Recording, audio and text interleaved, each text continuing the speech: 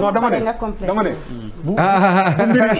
bu mbir yi amee apparemment il y a des gens qui sont très bien informés. oui comme Birima.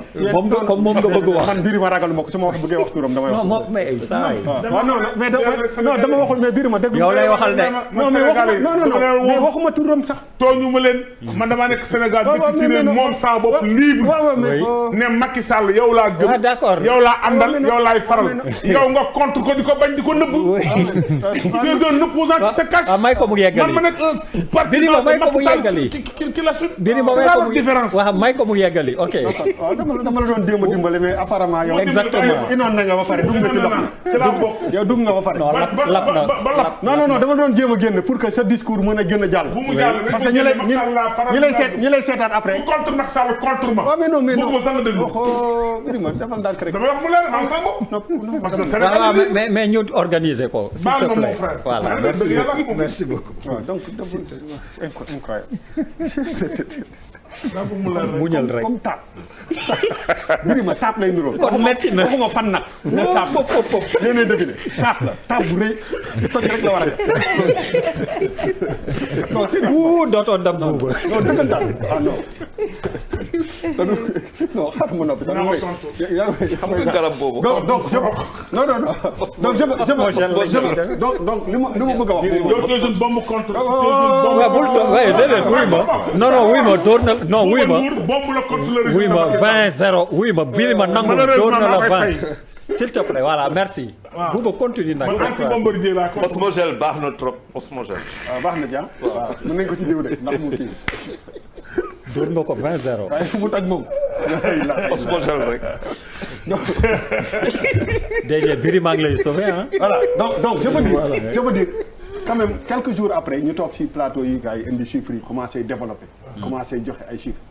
parce que loolu pour joxe ay explications man loolu laa mënul comprendre c'est-à-dire que quand il y a des projets yoo xam ne ay projets yu am envergure yu toll mais au fur et à mesure que muy avancer nit ñi dañuy war a xam li ci xew surtout bu dee ay situations yu mel nii bu amee. situation yu mel nii bu amee avant ñu ci nit dëkk bi di tàkk mais au moins day na fekk information bi pare mais j'ai comme l'impression que fay lakk la gars yi di gën a def que wane li nga xam ne moom moo nekk en réalité. donc non mon frère Bouba xam nga yow yeewu nga ko xarañ nga it xam naa la waaye man ji ñu ma l'opposition Sénégal yi ñoo la ko ji ndax sa position musuma dégg Macky Sall li mu def baax na loolu ba tax ma doon opposition la musuma dégg Macky Sall li mu def baax na. mais yow ñëpp opposition lañ ci parti. waaw mais cette tribune là c'est une tribune d'opposition la. il n'est pas payé pour dire ça. waxuñu ay fay dama neex leen yow tu es payé pour insulter. non tu es payé pour le dire. nan la ñuy Sénégal yi xool non nan la Sénégal yi xool. ngeen yóbbu débat bi foofu waay s'il vous plaît. non c'est Malal ngeen ñaan ñëpp yaa ngi Birima bu leen yóbbu foofu débat bi. waaw Malal please waay ça nous divertit. merci beaucoup exactement en passant la laa doon wax. c'est ça c'est important. xam nga bu non Malal non mais pas de diversion s'il vous plaît. s'il vous plaît. oui man je pense que li ma waxoon démb laay waxaat. xam nga bu ñu fàtte ni Sénégal du pays bu am doole. c'est important. comme si Sénégal daal pétrole am yor gaz am milliards yi nekk nit ñu war a faj lépp du par jour tey mu war a nekk. réew mi melul noonu yombewul noonu boo dee ci éducation bi la ca war a def bari na. nga dem ca santé la ca war a def bari na nga dem ci mbay ma la ca war a def bari na nga dem ci napp ba noonu donc foo jaar nga laal fii léeg nga xaw waroon nga namoon def lii beneen jamono ñëw non mais noonu la ñuy gérer budget li ñuy kii député la rubrique yi ñu def yëpp au 31 décembre bu jeexee. du lépp ngay honoré. taux d'exécution chaque da ngay am taux d'exécution. amul Sénégal amul pouvoir exécuter budget à 100%. mais amul moyen yooyu mais mais oui ma loolu bu ko directeur waxoon mooy gën a jekk. Birima li ngay wax ne xam nañ li muy wax ne kii waxoon ko moo gën a jekk. ma wax la. non li muy wax le directeur n'est pas le directeur mais Maguette. non d'accord naa Sénégal d'accord naa. may liggéey ci budget nga ne mënu ma ko. non d'accord naa Birima waaye man maa wax ni. tey d'accord naa ak yow. alors man non mais Maguette non dama lay Maguette. bon dama dégg nga ni dama dégg buuba ni non dama def dindi ko. dama dégg buuba ni le directeur général de ONAS jaar na fi te leeralul loolu. c'est important ñu leeral loolu. le directeur général de ONAS question yi nga ko posé la mën a tontu. yi ko posé du ko tontu. yaa fekk bi fii jaar maa ngi ko saan en direct. waaw mais nekkoo fi mais c'est on a parlé de 765 milliards. seetaan naa émission bi en direct. on a parlé de ça ici. waaw dégg wax non seetaan na oui ma waaw may ma non attends. moo jur lii bu ma leen di may ma mais loolu non buuba mais dama da ngay xaar ba non non émission yi nga fekkee yooyu nga war a mën a wax boo toogee sa tëdd sa salle fële di seetaan ñëw di ko indiwaat may ma moom wuy ma mënoo jàkkaarloo yi j'ai l'avantage du vécu. yéen ñi koy def moomu leen ko ñu ko seetaan dañ cee bokk jàkkaarloo patrimoine national la ñëpp moom ku ne am nga droit sa xalaat boo génne fii suba ku ne day commentaire ñi di saaga biir ma ñi di gërëm Birima et c'est tout à fait normal ñi faral Macky Sall dañ may gërëm ñoo compte di ma saaga ñi compte Macky Sall kontaan ci Bouba ak Charles ñi faral Macky Sall mere Bouba ak c'est normal donc c'est comme ça lay doxee ak Malal waaw dégg ma la non Malal bokkul Malal il est là pour être tubaab bon ma meggale bon non ma dama ne ba pare temps de parole le directeur waaw mais li ma may li ma wax Bouba non mais les c'est que ku wax nga bëgg ko toog finalement li ñuy wax Birima kay ma wax la mooy tribunal ku nekk ci yoon ndur yóbbu ci yooyu non man damaa xamante da nga nëttrop la mu ndur yóbbu ci affaire partisan fii du ñu nangu ngeen laamin di lekk morom te ñorul dafa wax ba jeex dañuy wax ba géex dégg nga booy wax da ngay am courage tontu bali bi dal dalaat dégg nga gisoo ni ma reculer sax bi ma accusé d'être partisan peut-être li ma mën wax si loolu pour dalal xelu monsieur Ndour après nga ñëw on n'a pas créé des chiffres pour les amener parce que ni ma ko waxee pour ñuy wax programme décennal aussi du rek dañuy ñëw wax décider nañ programme décennal joxe un chiffre ay ministères ay agents wu ñetti ministères en 2012 ñoo ko élaboré peut-être ñëw def la présentation et parmi ces 3 ministères qui étaient en ce moment tey ji kenn ma nga opposition à savoir Cheikh Abiboulaye Dièye heure boobu ñetti ministère que defaroon le ministère de l'hydraulique et de l'assainissement en ce moment c'était monsieur le ministre Oumar Gueye le ministère de l'urbanisme c'était madame le ministre Khoudia Mbaye et ministre des collectivités locales monsieur Cheikh Abiboulaye Dièye tey mi ngi opposition su ko neexee mu ñëw wax dëggam chiffre ndax am na wala amul mais comme je dis un programme ay projet ngay boole ñun nag suñu ko joxee président validé que loolooy nekk sunu carnet de bord projet yi ñu siy nekk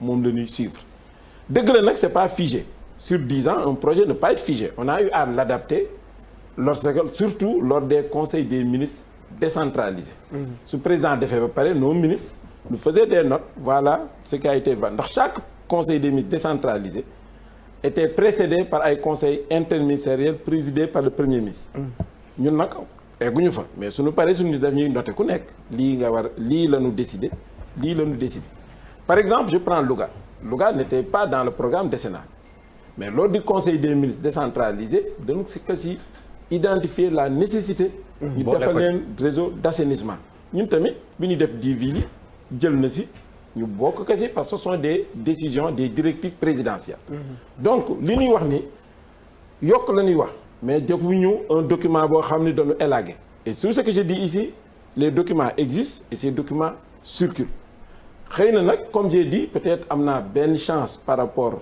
à mon successeur que je salue c'est peut-être moi c'est le vécu ndax yenn ni comme ni ma wax projet yi yenn ni sur ressources propres la yenn ni c'est pas financé par les partenaires moom il n'a pas le vécu waaw non astafurlah il faut pas qu'on ait du mal su ma wax le vécu mooy toog naa fekkee ñuy décider projet yi non attendez loolu laa bëgg wax oui il faut waaw li ma bëgg wax le vécu mooy projet yi ne phase d'urgence yëpp président dëgg la dañ ko bind ci document man ma mettre ko en œuvre d'accord yeneen projet yi court terme yi partenaires yi financé fu ñuy defee délégation di ko négocier ji ministère de l'économie des finances muy diriger délégation mais j'en faisais partie pour ñëw présenter le projet loolu laay wax le vécu. jusqu'en 2017 maintenant nag heure booy def passation peut-être yooyu yëpp mënu nekk ci document bi c'est pourquoi je comprends peut-être suñ ko posé yenn yi ndax les documents de passation aussi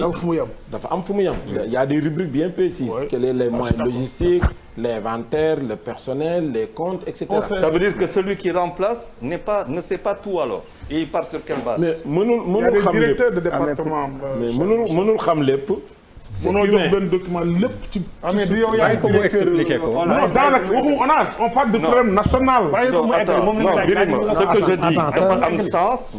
parce que bu dee par mais na ngeen di débat pour leeral sa yore di leeral pour coincer le gouvernement wala pour créer un problème c'est quoi ça. Birima je ne comprends pas yéen. Birima dinaa la ne dinaa. dama lay baal ko je te respecte mais quand même da ngeen di xool lépp njëriñ li ngeen di wax. Birima du point de vue idéologique. moi je suis un libéral je l'affirme. je sais fort donc le président Macky Sall ak man du point de vue idéologique on ne peut pas être loin l'un de l'autre mu leer si yow.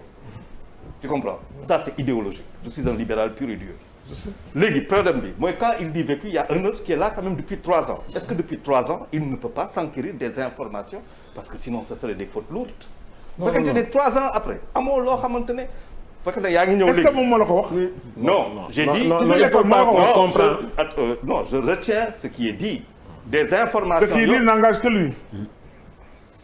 attention. Charles Dieng ça n'engage pas le nouveau directeur. Charles ce qu'il dit ça n'engage que lui. wax leen wolof c'est li muy wax.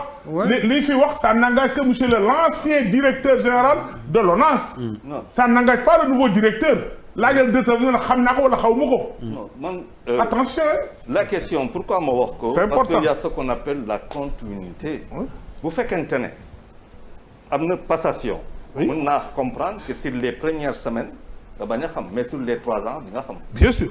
bu fekkente ne sur les 3 loolu laa wax ça veut dire qu'il y a forcément une continuité. il y a forcément une prise de compte. il y a forcément dem xool affaire yi et c'est pour cela que ces questions elles sont importantes pourquoi man suma problème yëpp monsieur Diop monsieur le conseiller c'est très simple nous sommes à 2 ans pour que plan décennal bi jeex.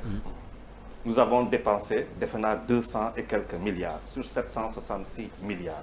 rapport bu ñuy def ne peut être effectif que sur 260 et quelques milliards et non pas sur ce qui a été parce que y a dépensé wuñu ko on est d'accord madame la députée n'est-ce pas donc il n'y a pas de problème donc comment se fait-il que loolu defuñu ko pour man c'est ça le vrai débat d'ailleurs le vrai débat est-ce que le fait de ne pas avoir mis le reste n'est pas la conséquence de ce qui est arrivé par exemple à Keur Massar c'est comme ça qu'on pose le débat moi c'est comme ça que je veux le poser mais c'est pas damay charger le président parce que le président il doit avoir quand je disais est-ce qu'on devait aller plus c'est ça non la question de fond c'est dama leen ne keroog ici je vous ai dit keroog ici quand même le président Macky Sall de 2012 à tey c'est 25 000 milliards en budget de budget oui 750 milliards font 2,5% de 25 000 milliards bu ñu xoolee fu ñuy wax tey inondation ak changement climatique ci àdduna dama ne expliquer keroog bu ñu xoolee la situation géographique de Dakar rek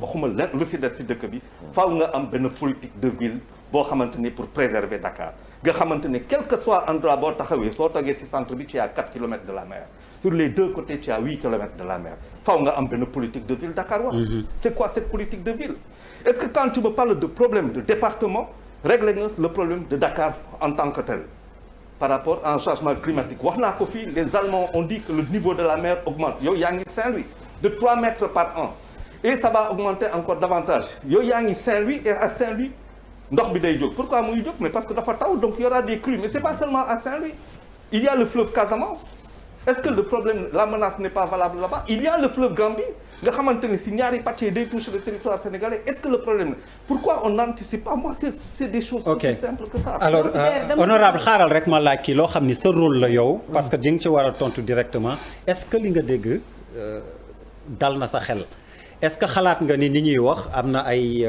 mécanisme de contrôle yoo xam ne bu ñu nee suul nañ entre guillemets 100 milliards de tuyaux nangam sangam dinañ ci mën a dinañ mën a leer daal ci boppu askan wi.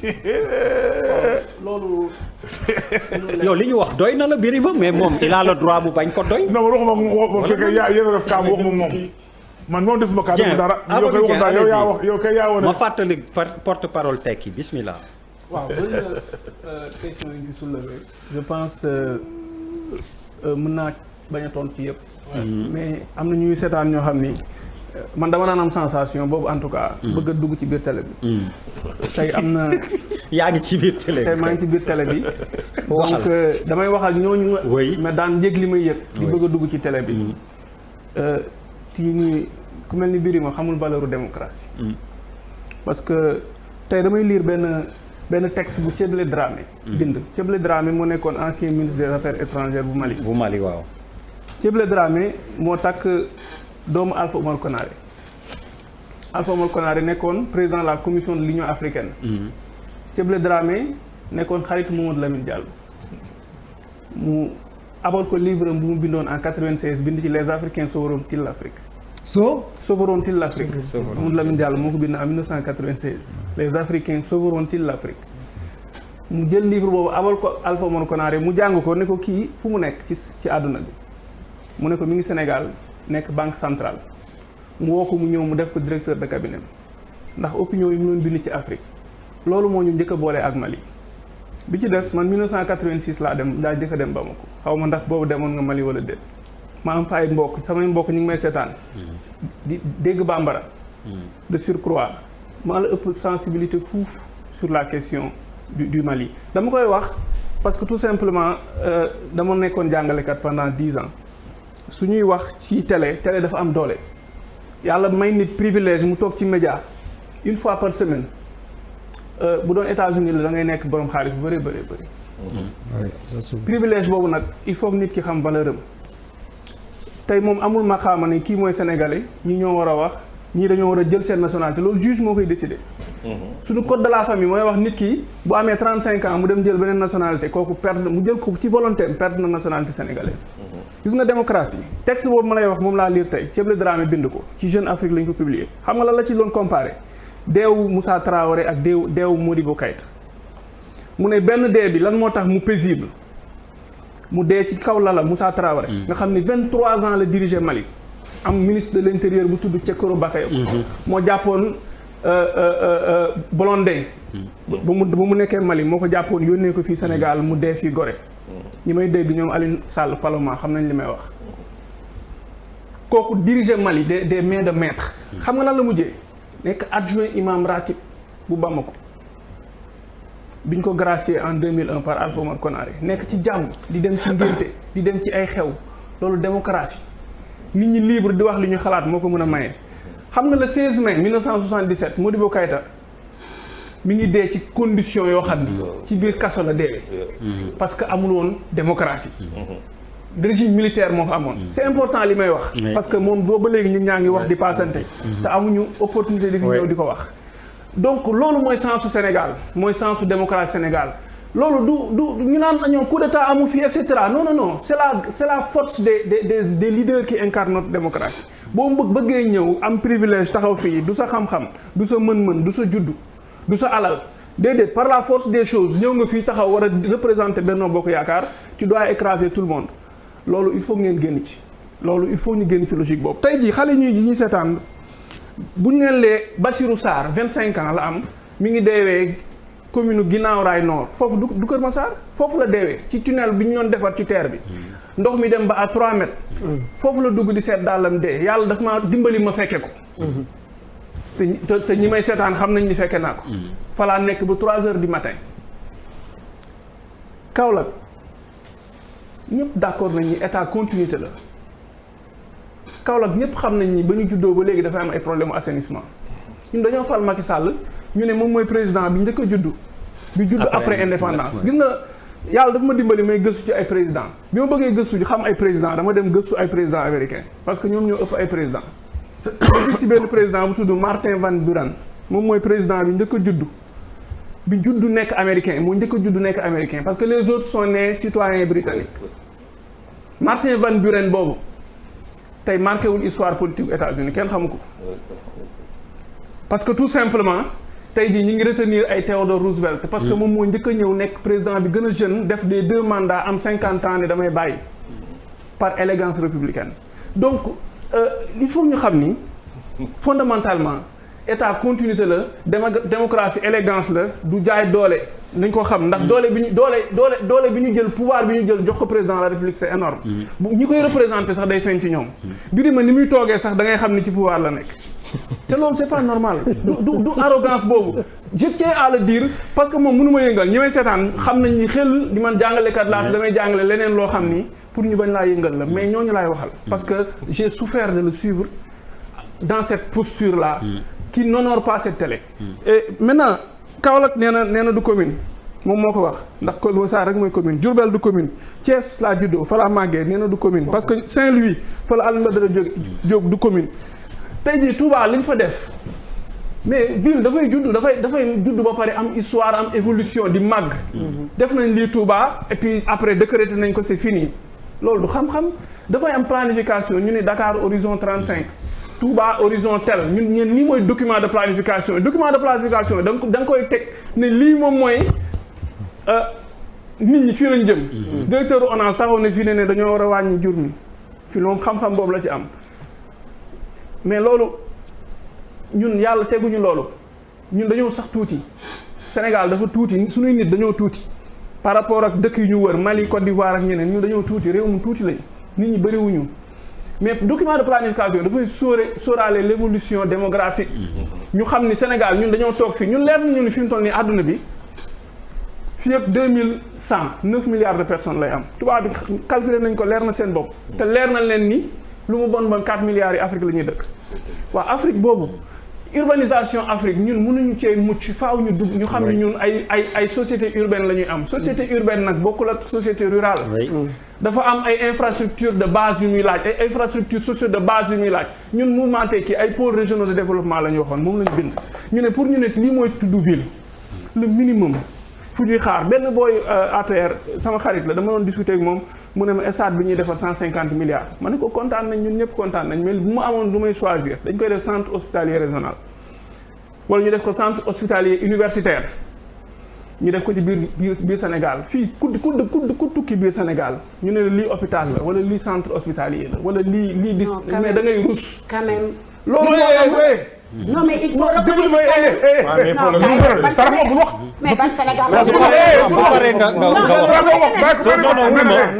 wax ko ban Sénégal nga nekk su paree rek nga wax ko ban Sénégal nga nekk amul problème Malang doo ma sarax bu paree rek nga wax ko bu yàq émission jàkkaarloo tey non bu yàq émission dama leen mere honorable député su paree nga wax ko donc moom am na droit wax waxal ba doyal non bu ko dog vous allez souffrir en m'écoutant ça c'est sûr parce que nous avons nos arguments waaw seen argument dañ koy dégg ngeen am le droit bu paree rek nga wax ko bu leen paree man dinaa leen déglu du ma ci dagg 20 minutes bi loolu am naa force boobu loolu nag dafa laaj force bu dëgër bañ a dagg c'est pas facile di dégg lu la neexul di ko muñ waaw loolu nag loolu du dégg lu la neexul di ko muñ man dinaa leen déglu du ma dagg kenn je prends cet engagement ñëpp a ngi may dégg moo tax Touba mi ngi am sañ su déglu ñëpp déglu yombul voilà dafa bokk ci ay cëru kilifa dañu dégloon te man dinaa wax ba pare ngeen wax lu leen neex ba leen neexee taal fii dinaa leen déglu duñ taal këru jàmbur la waaw mais duñ fa yegg incha allah ñoo amoo intérêt taal parce que sénégalais yi heureusement sax nga tekki sa masque ndax war nañ laa xàmmee parce que 5 ans ñu jox la suñu budget nga ànd ak Mansour Faye di ko politiquer defu leen fi dara. Tu dis des choses graves, hein? Tu fais des accusations très graves. Non, je le dis et je le réaffirme. Les résultats, malheureusement, le pauvre qui était là n'était pas capable de porter ce combat. Bouba, il ne pouvait pas le faire. Non, il fait des accusations très graves. Mais vous le portez où vous voulez. Mais c'est votre méthode. C'est un parti qui n'est élu nulle part. Qui n'est élu nulle part. Qui n'est aucune légitimité et qui applique am nañ député assemblée nag quand même Mamadou Lamine Diallo est à l'Assemblée nationale quand même. D'accord. Xoolal terminer tiens s'il vous plaît. Vous le laissez terminer quand même. On va pas le chahuter pour terminer oui. Bien waaw souffre maa la ko wax tey en t'écoutant parce que waxoo ci xam-xam waxoo ci dara c'est partisan et c'est arrogant et c'est nul. Il faut que nit ñi li ñuy wax ñu gis nga ñun li ñu bind. nit boo ko bëggee xam da ngay dem ci ay bindam. ñun bokk nañ ci formation politique yi nga xam ni dañoo bind suñu doctrine politique. tuddee ko le responsabilisme tekki principe et méthode du responsabilisme. gis nga li am solo ci politique c'est pas ay ndomba tànk yomb na xam nañ ni ñu koy defee xam nañ ni ñu koy amee Y'en a marre bu leen neexoon nekk ministre en 2012 Malal mën na nekk ministre wala Aliou Sané wala proposé nañ leen ko mi ngi ni toog c'est facile président de la République defar listam defar ay député defal ku ko neex bu ko neexee mu def tey jii moom mooy nommé aux fonctions civiles et militaires nangul nañ ko c'est pas le plus important quand on fait de la politique c'est de peser sur le destin de son peuple loolu gis nañ fi ñun def politique ba bàyyi kenn falu leen tey jii ñi ngi wax Touba évolution bi mu am kuy def politique ci Sénégal di ko tudd naan def naa fa lii def naa fa loo fa def war koo xeeb tey jii lan le résultat c'est quoi Touba ca kanam c'est ça le résultat yow war nga cee dugal sa xaalis bu dee taalibe nga. ak keneen ñi cee dugal nañu dugal xaalis. waaw mais mu daane c'est ça fondamentalement. non je termine. parce que y a pas de souci. ils ont parlé plusieurs fois. oui laisse-moi terminer. c'est important li may wax président bi fa demee je termine sur ce point. oui terminal y a pas de souci. li may leeral rek pour terminer sur un point wax na ko sànq nee na CEDEAO xaw ma lan bu amul woon Mali tàkk CEDEAO le dernier sommet bi Macky Sall dem. thème bi du woon Mali il fallait renouveler les instances Issoufou moo fa nekkoon ñu jëlee ko fa indi le président ghanéen loolu moo fa nekkoon loolu moom mooy loolu mais CEDEAO ñaata rencontre la ñu def web binaire kenn jëlul avion kenn demul fenn te wax nañ fa jëtu ay solution li ci des Mali lañ dem loolu laa doon wax tombewul woon ak le problème là ñun li ñu proposé ñun dañoo gëm la diplomatie de bon voisinage Mamadou Lamine Diallo nee na les deux Guinées le Mali la Gambie le Sénégal dañoo war a nekk benn suñu président yi bu ñu amul courage def ko xam nga li xew léegi l'enjeu ce sont les états continents loolu moo xew suñu dëkk yu ndaw yi face à la Chine la Turquie mais duñu tekki dara loolu dañ ko xam autorisation de construire fa laa terminer ñi may seetaan dañ xam lu tax parce que je suis le chef de la division de l'aménagement du territoire de l'urbanisme et de l'habitat de Dakar de la ville de Dakar bugguma ko woon a toogee mais parfois da ngay dégg yoo xam ni dafa lay metti parce que ñun casquette politique bi moo ñu gënal parce que politique bi ñuy def ñu ragaluñ ko rusuñu ne politique boobu la ñuy def parce que les politiciens là ils comptent sur le découragement des gens napp leen am na ñoo xam ne ñëwee wuñ ñëw jàkkaarloo de ndax Birima pour ñoom da ngay ñëw fi mu écraser la def la ni mu def Bougane non loolu amul ñun de 2011 dañu taxaw le 23 juin ñoo bokkoon ci ñu doon taal ay leaders politiques yu nekk au pouvoir ñoo ñu doon woo naan ñu fii fële feu xam nañ lu bëri ci réew mi mais lu tuuti ngay xam di ko cëppee ñun li ñu xam ci li indi Macky Sall au pouvoir bëri na il faut nga xam ko moom mii Malal mën nañ bañ a xamante directement mais xamante nañ ak Y'en a marre ci lu bëree bëri.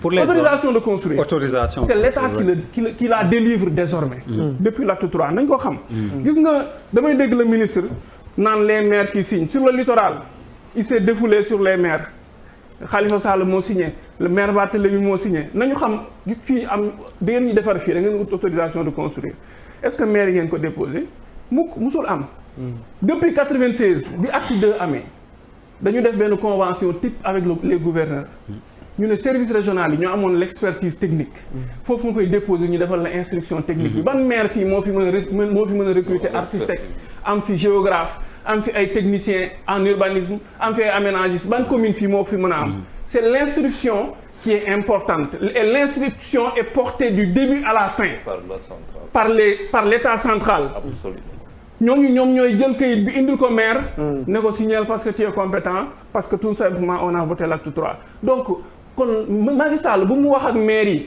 na wax ak ses services centraux ñu bàyyi tappale yi ñuy def dans le croix du